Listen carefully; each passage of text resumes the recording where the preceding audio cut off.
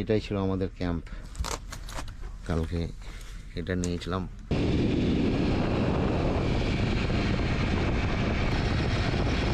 যোধপুর এখান থেকে 174 কিলোমিটার।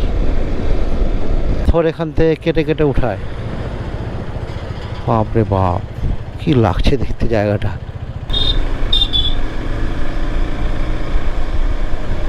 প্রথম গেট দিয়ে ঢুকে পড়লাম। আর পাথরগুলোর এখানে কালার দেখো কেমন, আগুন আগুন লাগছে, মনে হচ্ছে পোড়া আগুনে সব পুড়িয়ে দিয়েছে। এটা হচ্ছে মেহেরগড়ের ফোর্টের দুর্গের নকশা।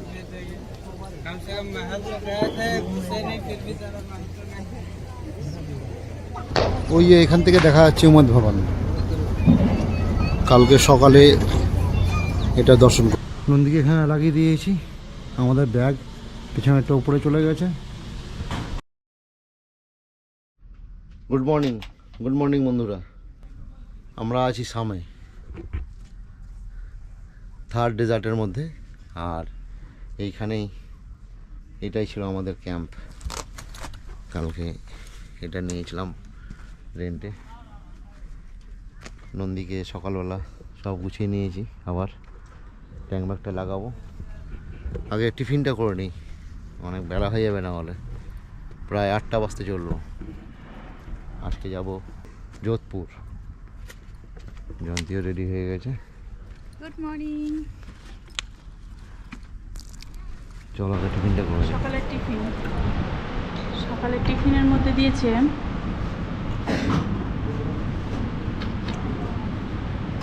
পোহা, পুরি, ডাল, তরমুজ, স্যালাড, পেঁয়াজের স্যালাড। সকাল সকাল টিফিন পেয়ে গেছি। টিফিনটা করে এখান থেকে বেরোবো। কেমন লাগছে পোহাটা? মিষ্টি মিষ্টি। চলো উঠে পড়লাম নন্দীতে। 9টা বেজে গেল। ভেবেছিলাম 8টার মধ্যে বেরিয়ে যাব।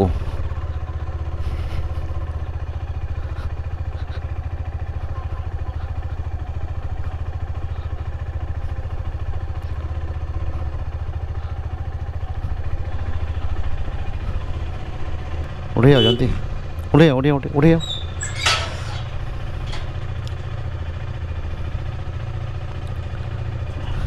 শ্রীরাম ডেজার্ট ক্যাম্প থেকে বেরিয়ে পড়লাম।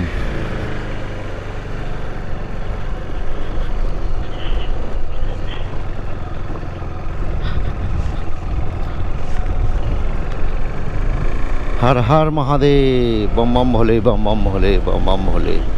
ভোলেনাথ শিব শম্ভু সবার সাথে থেকো, সবাইকে ভালো রেখো। 24তম দিনের রাইড শুরু করে ফেললাম। আর এখন 9টা বেজে গেছে।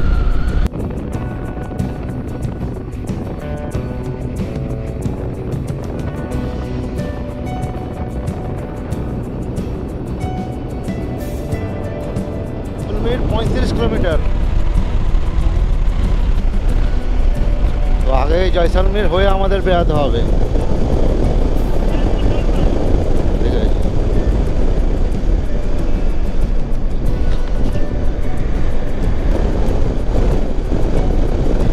আমার বাড়ি মালদা থেকে নন্দীকে নিয়ে 5000 কিলোমিটার চালিয়ে চলে এলাম। আর আমি এখন চলছি রাজস্থানের জয়সলমীরে। থার মরুভূমি 2 দিন ধরে দেখলাম। সেখানকার পরিবেশ, সেখানকার মানুষের থাকার জীবনযাত্রার আদব কায়দা। এখন যাচ্ছি যোধপুরের দিকে। তো যোধপুর যেতে গেলে আমাকে অবশ্যই জয়সলমীরটা ক্রস করতে হবে আর একবার। সেজন্য দেখি কত তাড়াতাড়ি ঢুকতে পারি জয়সলমীর। এবার এই সিটি থেকে বেরোতে পারলেই যোধপুরের রাস্তা ধরে নেব।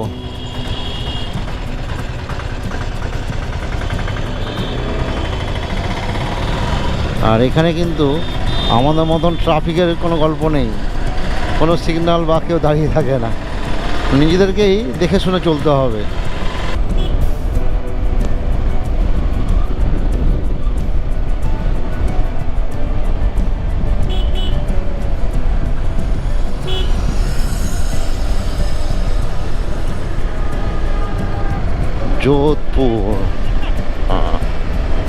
286 কিলোমিটার।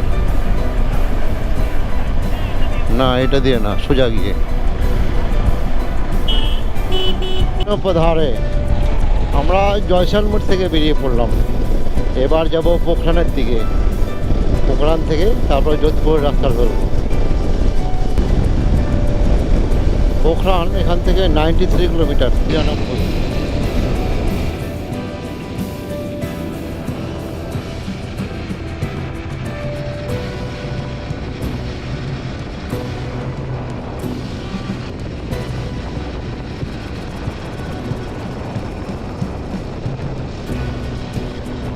ওখানে পোখরান বাইপাস করে বেরিয়ে যাব। কোনটা দিয়ে বাইপাস যেতে হবে সেটা বুঝতে পারছি না, দেখি এদিক দিয়ে ঢুকি।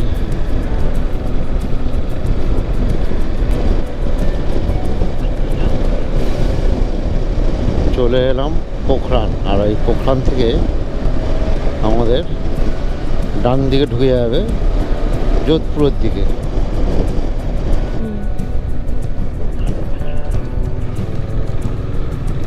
এই হলো সেই রাস্তা যোধপুরের।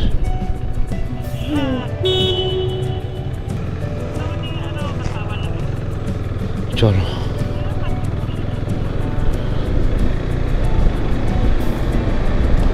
যোধপুর এখান থেকে 174 কিলোমিটার।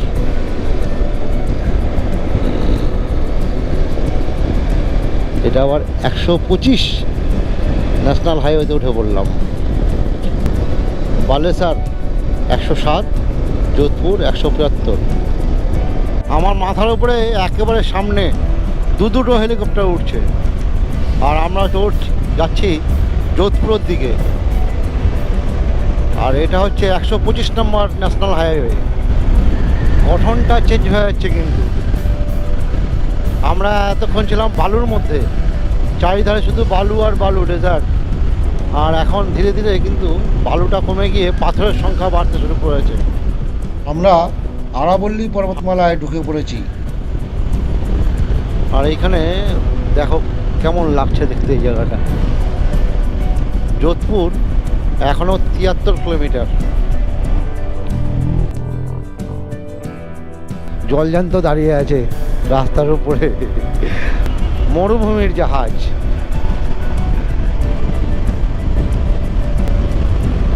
আর 40 কিলোমিটার যোধপুর পাথরের খনি। এইভাবে পাথর এখান থেকে কেটে কেটে উঠায়। বাপরে বাপ, কি লাগছে দেখতে জায়গাটা, কেমনই ভয়ঙ্কর টাইপের লাগছে। খাদান। চলো দেখি, আগে হয়তো আরও কিছু দেখতে পাবো। আর আমরা এখন 125 NH ছেড়ে দিয়ে বার্মের যোধপুর রোডে উঠে পড়লাম। NH 125A থেকে 125-এ চলে এলাম আবার, কেননা আমরা প্রথমে যাব মেহেরানগড় ফোর্ট দেখতে, কারণ ওটা 5টা পর্যন্ত খোলা থাকবে, তারপরে বন্ধ হয়ে যাবে। যোধপুর আর 11 কিলোমিটার, কাছাকাছি মেহেরানগড় ফোর্টের সামনে। আর বাইরের পাঁচিল দেখা যাচ্ছে।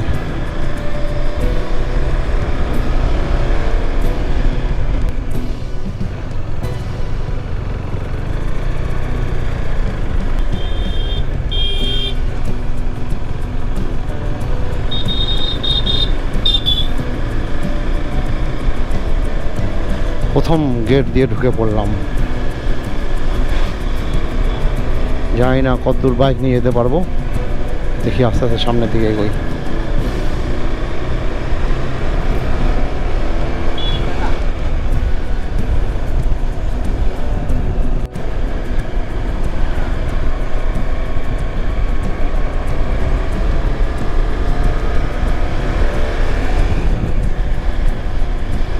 বিশাল বড় এরিয়া নিয়ে ফোর্ট।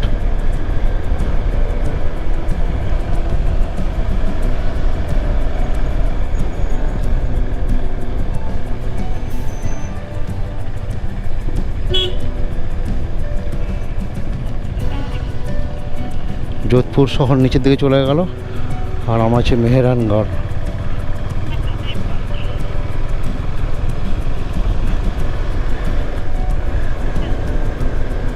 একেবারে চলে এসেছি ফোর্টের সামনে।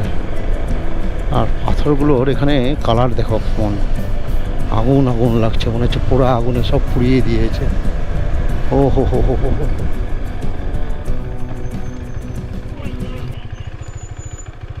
ओ उधर है सर, एकदम आगे नहीं जा सकते अंदर। সকালে শাম থেকে বেরিয়ে মোটামুটি 330-40 কিলোমিটার রাইড করে চলে এলাম মেহরানগড় ফোর্ট দেখার জন্য যোধপুরে। আর এই সামনে হচ্ছে মেহরানগড় ফোর্ট।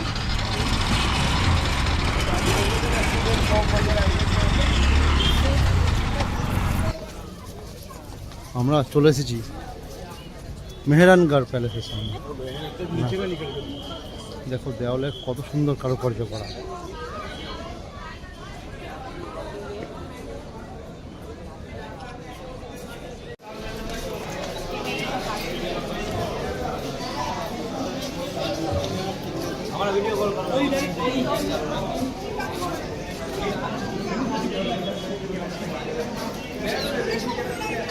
वाओ,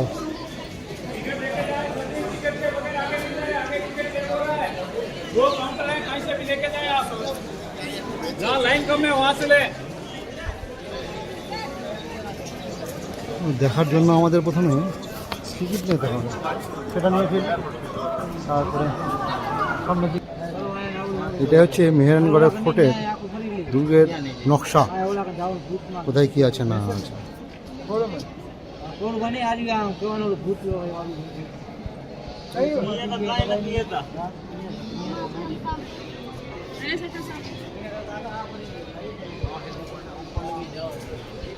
আর এই হচ্ছে সেই দুর্গ।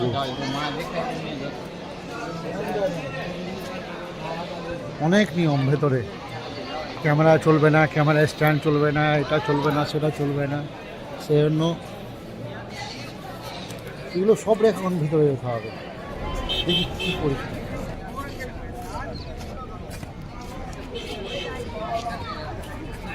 বিশাল এরিয়া নিয়ে ফোর্টের এলাকা। আর ওই যে দেখা যাচ্ছে প্রাচীর দূরে, সেই প্রাচীর দিয়ে মেন দুর্গকে ঘিরে রাখা হয়েছে। আর এইদিকে হচ্ছে যোধপুর শহর। আর ওইখানাটা দেখতে পাচ্ছি, দেখি ওইদিকে আরও যাই, তারপর দেখাচ্ছি তোমাদের। এই দেখো কি লাগছে দেখতে।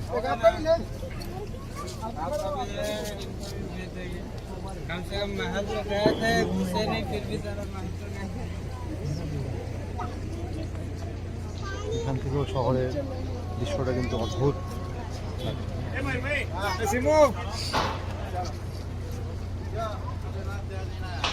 যতদূর চোখ যাচ্ছে শুধু বাড়ি আর বাড়ি। ওই এখান থেকে দেখা যাচ্ছে উমাদ ভবন। কালকে সকালে এটা দর্শন করব, তারপরে যোধপুর থেকে বেরিয়ে পড়ব জয়পুরের উদ্দেশ্যে।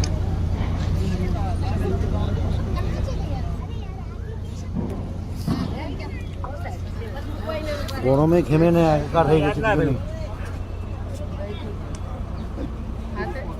এরকম না, আর ভালো লাগছে না। চলো কোন দিকে ছিল,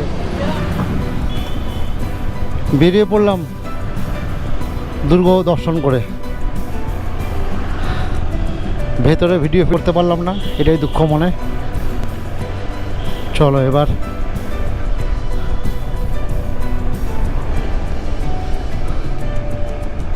সামনের দিকে যাই। মেহরানগড় ফোর্ট থেকে বেরিয়ে গেলাম।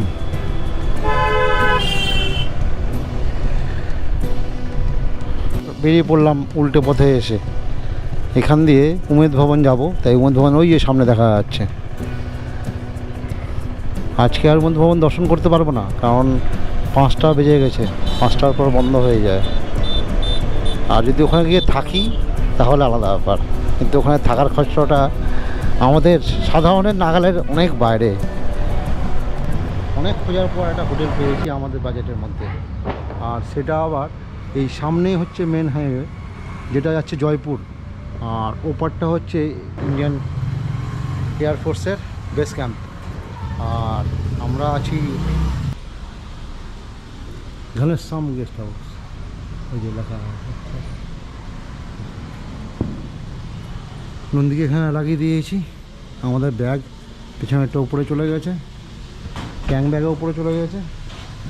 এখন জয়ন্তী উপরে চলে গেছে, আমিও উপরে যাই, উপরে গিয়ে তারপরে তোমাদের রুমটা দেখাই কেমন।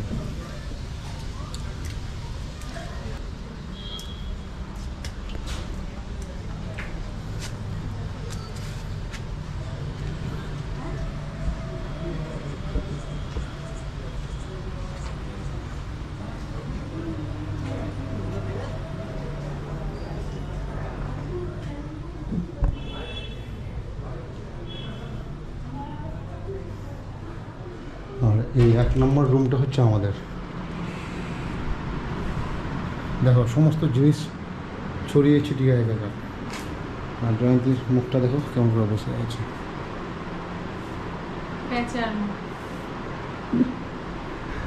তো চলো আগে ফ্রেশ হই। আমাদের কাছে যে সমস্ত রেডিমেড খাবার আছে সেগুলো খেয়ে আজকে শুয়ে পড়বো, কাল সকালে আবার তোমাদের সঙ্গে দেখা হবে।